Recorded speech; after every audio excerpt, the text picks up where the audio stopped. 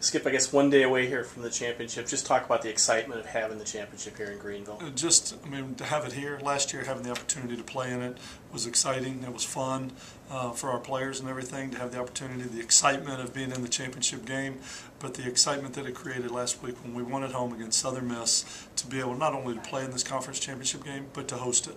And the people in the city of Greenville, and it's the buzz around town, it's what everybody's talking about. I don't know that there's ever been this much excitement in December about East Carolina football, so it's really fun to be a part of it right now.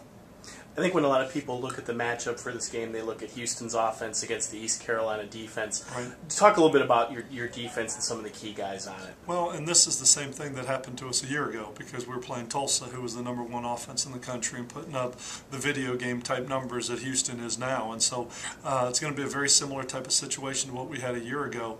But when you look at it, I mean, obviously we're going to have to rely heavily on our defense. Our defense is really going to have to pick up a lot of the slack here because they're going against the #1 offense in the country. And you look at it, it starts with those 4 guys up front. When you look at Jay Ross in the middle and Linville Joseph and C.J. Wilson and Scotty Robinson on the 2 edges, those guys have been a real force for us in our front 4.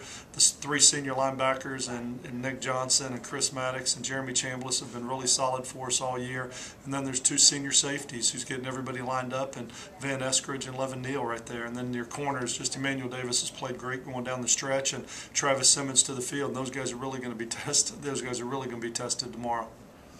Talk a little bit about some of those guys that they're going to be going up against. Obviously, Case Keenum, the great receivers Houston has. Well, and Cleveland and Carrier, and you look at, they've got 2 running backs that are averaging over 5 yards a carry. Case Keenum, who is just really special. I said that a year ago when we played him out here and we lost to him when he was a sophomore. He's throwing 38 touchdown passes, 6 interceptions. You look at what he's doing right now.